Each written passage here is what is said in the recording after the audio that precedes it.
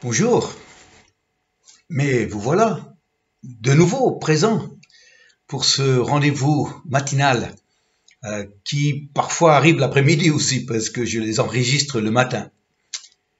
Alors, j'espère que vous allez bien, là où vous êtes. Ici à La Réunion, comme en France, c'est le confinement.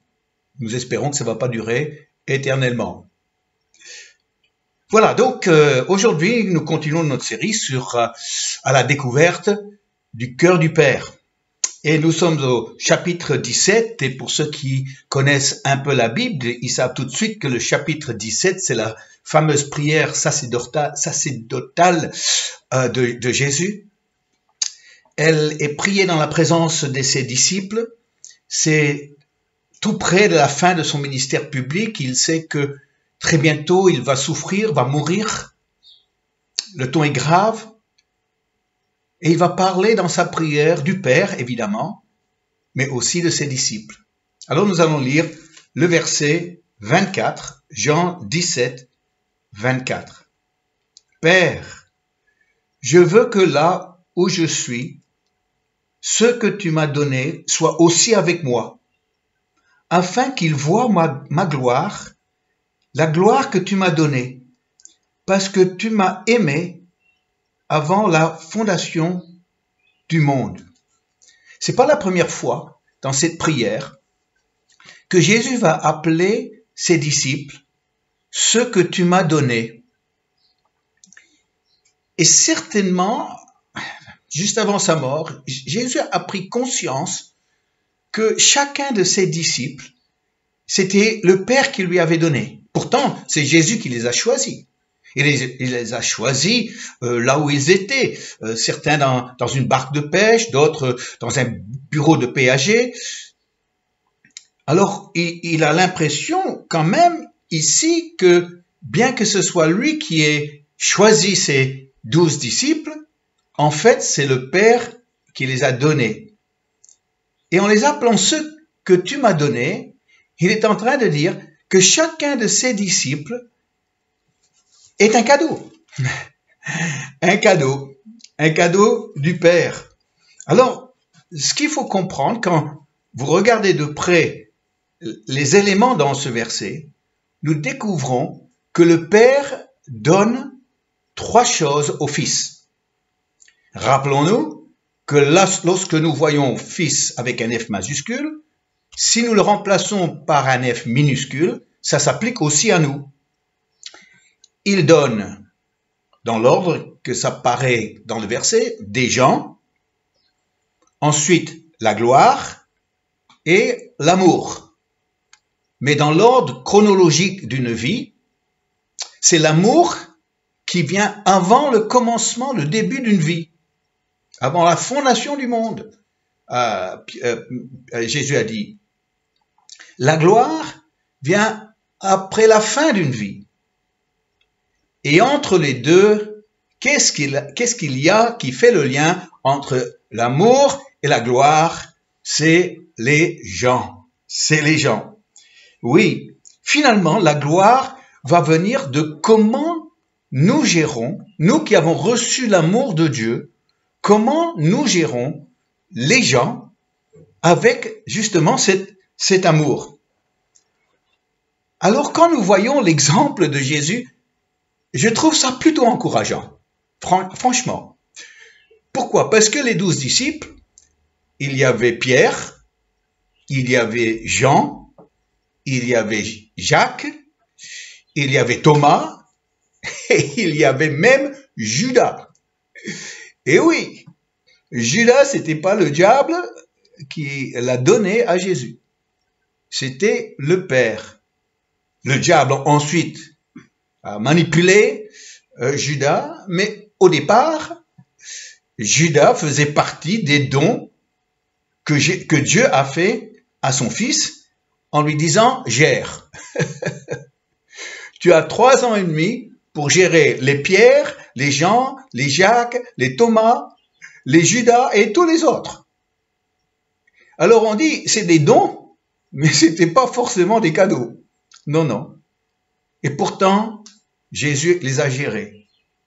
et les ayant gérés, non seulement il a accédé à la gloire pour sa propre personne, mais il a permis à ses disciples aussi d'accéder à la gloire. Parce qu'il les a gérés, ces disciples qui étaient très imparfaits, c'est le moins qu'on puisse dire dans les évangiles, sont devenus des grands hommes de Dieu dans le reste du Nouveau Testament, dans les Actes des Apôtres, dans leurs écrits. Et c'est la façon dont Jésus les a gérés qui leur a permis de rentrer dans toute la réalité de la gloire qui leur était réservée pour parler seulement de comment Dieu les a utilisés dans cette vie, mais la gloire après leur appartient aussi. Alors, il y a ici un exemple qui va nous encourager. Pourquoi? Eh bien parce que si le Père a donné ses disciples à Jésus, que Jésus ne les a pas choisis, ça nous mène cette réflexion. Finalement, les gens dans notre entourage, est-ce que nous les avons choisis ou est-ce qu'ils ont été choisis pour nous? Intéressant comme réflexion. Il y a un petit nombre de personnes que nous avons choisies. Oui, on choisit sa femme, on choisit son mari, on choisit ses amis aussi, c'est un choix que nous faisons. On choisit aussi son patron, parce que si le patron ne convient pas, on peut toujours démissionner et trouver un autre emploi, un autre patron. Mais la plupart des gens dans notre entourage, nous ne les avons pas choisis, tels que nos parents. Nous n'avons pas choisi la famille dans laquelle nous avons atterri. Nous n'avons pas choisi notre père, notre mère. Peut-être vous allez dire, c'est bien dommage. Ou peut-être d'autres vont dire, je suis bien heureux que Dieu les a choisis pour moi. Mais on ne choisit pas non plus ses frères et ses sœurs. Et encore moins ses enfants. Pour la plupart des gens, ceux qui sont nés de notre relation d'amour, de couple. On ne les choisit pas. Après, il faut les gérer, les enfants. On ne choisit pas nos professeurs. On ne choisit pas nos voisins. Si vraiment ils sont pas bons, on peut déménager.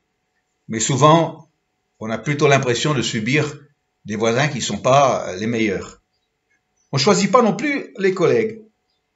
Et de la même façon que Jésus a dû gérer les cadeaux imparfaits que le Père lui avait faits pour les amener plus loin, nous aussi, nous avons besoin en tant que fils de Dieu, dire, j'ai reçu cet amour du Père, cet amour du Père va me porter jusqu'à la gloire, mais entre les deux, il y a comment je communique cet amour à ceux qui font partie de mon monde à moi.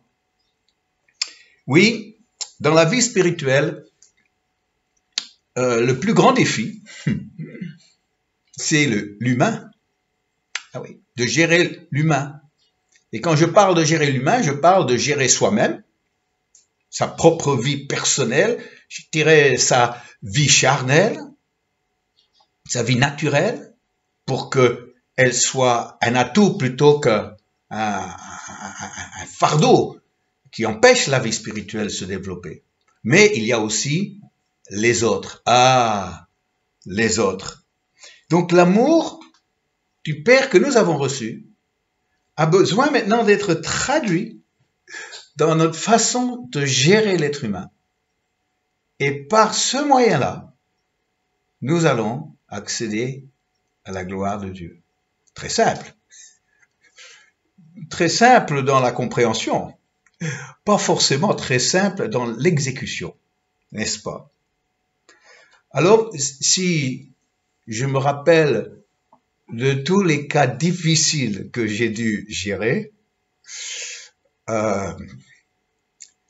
des membres de l'Église, des personnes qui venaient régulièrement, quelqu'un qui vient une fois et après on les voit plus, on ne doit pas les gérer. Mais quelqu'un qui arrive, qui s'installe dans une vie d'église et qui après mène une vie difficile au pasteur, ah, ça c'est un vrai test. Alors ici, je veux faire vraiment très attention dans l'exemple que je vais utiliser, que personne n'arrive à se retrouver. C'est pour ça que je vais aller chercher un exemple d'une église qui n'était pas en France. Et il n'y a pas grande chance que la personne va écouter cette vidéo en langue française. En tout cas, c'était dans notre toute première église. C'était dans ma première année d'être pasteur de ma propre église. J'avais 25 ans. Denise et moi, nous étions dans notre première année de mariage. On était jeunes, on était enthousiastes, on manquait d'expérience. Et voilà que on a hérité un petit groupe de chrétiens dissidents d'autres églises qui voulaient se rattacher à l'église mère dans une grande ville à 40 kilomètres. On nous a demandé d'aller prendre ce groupe, les réunir et puis de faire de ce groupe une église naissante. Donc, on était très partant, très enthousiaste de pouvoir conduire ma toute première église. Il y avait dans le groupe plusieurs cas vraiment très particuliers. C'était des cadeaux plus qu'imparfaits que le Père m'a fait dans ma première responsabilité pastorale. Il y avait une dame qui avait du mal à me supporter. Je ne sais pas pourquoi. Est-ce que c'était parce que j'étais trop jeune, ou parce qu'elle s'attendait à quelqu'un de plus mature, ou bien parce que elle était proche de quelqu'un qui était dans le ministère, qui était dans le groupe aussi, mais n'avait pas la place de pasteur. En tout cas, moi, je ne sais pas pourquoi elle était contre moi, mais elle était contre. Et elle le manifestait dans mes prédications. Alors, vous pensez que quand on est dans un auditoire, que le prédicateur, il voit simplement devant lui un océan de visages, de nez, de bouche, de yeux. Mais non, on voit vraiment ce qui se passe. On voit les sourires, on voit les visages fermés, on voit celui qui s'intéresse vraiment pas et qui bâille, ou bien qui lit sa Bible plutôt que d'écouter. On voit tout ça. Et je ne pouvais pas ne pas voir les grimaces que faisait cette femme à la moindre déclaration que je faisais. Et elle voulait vraiment me montrer qu'elle n'était pas d'accord et qu'elle n'appréciait pas. Dimanche après dimanche, elle me faisait le même coup. Alors, un jour, j'en ai vraiment eu marre. Seigneur, je crois, m'a donné la marche à suivre pour gérer le problème qui m'a servi pour toute ma vie. Alors un jour, je suis allé la voir. Et j'ai dit, écoute, je vois que toi, tu n'es pas très heureuse avec moi en tant que pasteur. Et moi, de mon côté, je ne suis pas très heureux de te voir pas heureuse dans notre église. Alors, voilà ce que je te propose. Je vais t'aider à trouver une autre église où tu pourras être vraiment de tout cœur avec le pasteur. Et tu vas pouvoir recevoir de sa part, lorsqu'il prêche, lorsqu'il parle, du haut de la scène. Quand je lui ai dit ça, que j'allais l'aider à trouver une autre église, un autre pasteur, plutôt que moi, pour elle, elle a pris la claque. Ça l'a choquée, mais vraiment. Et le changement était radical. À partir de ce jour-là, elle était toute gentille avec moi. Elle m'encourageait, elle me remerciait. Et je l'ai perdu de vue pendant de longues années. Et voilà qu'il n'y a pas si longtemps que ça, tout d'un coup, je reçois sur Facebook une demande d'amitié, justement de cette femme. Alors, me rappelant la transformation que j'avais vue avec elle, j'ai mis oui, j'ai accepté la demande de devenir ami.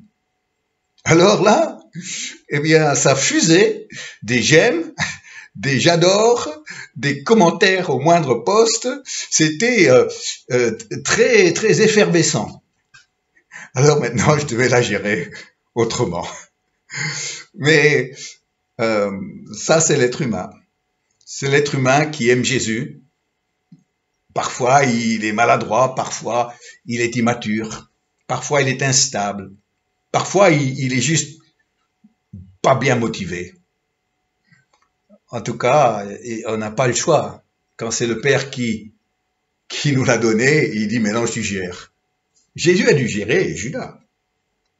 Oui, il a dû gérer Judas. À côté de Judas, Pierre, c'était quand même moins difficile. Jean et Jacques, les fils de tonnerre, oh, Jacques est devenu tout doux à la fin, ou Jean plutôt. Et Thomas, le grand incrédule, finalement, il est devenu un homme de foi.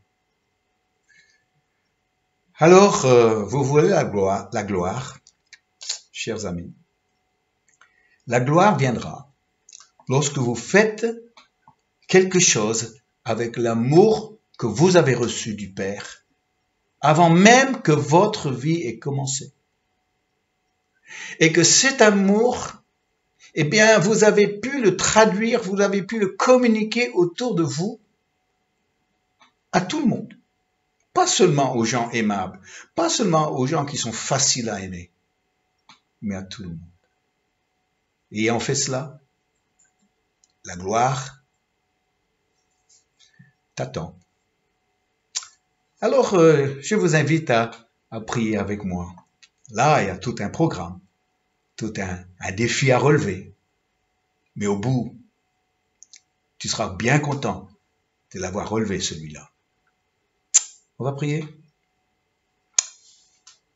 Père, aujourd'hui, nous le comprenons, c'est limpide pour nous. Tu nous as donné l'amour dès le début de notre vie pour nous porter tout au long de notre vie, mais aussi avec lequel il faudra travailler, avec la promesse que à la fin de cette vie, il y a autre chose que tu nous réserves, et ça, c'est la gloire, de partager la gloire avec Jésus.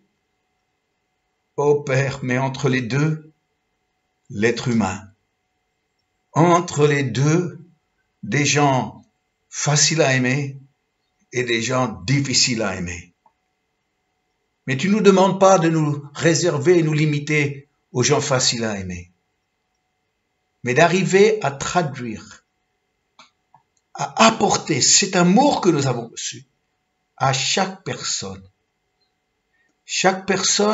qui est sur notre chemin, chaque personne qui aime Jésus ou pas, qui soit mature ou immature, sympathique ou pas très sympathique. Tu nous les donnes comme des cadeaux, pour notre bien aussi, parce que par ce moyen, nous allons apprendre à vivre dans l'amour. Père, merci pour cet amour que tu nous as donné pour l'autre. Pensons à ceux qui sont dans notre vie actuellement. Nous pensons à ceux qui nous mènent une vie peut-être difficile, compliquée. Nous te remercions que c'est un cadeau que tu nous fais pour que nous apprenions à vivre dans l'amour du Père. Merci Père. Merci pour ce que tu fais pour nous. Voyez de quel amour le Père nous a tous aimés. Voyez de quel amour le Père nous a tous aimés. Qu'il nous appelle ses enfants. Qu'il nous appelle ses enfants.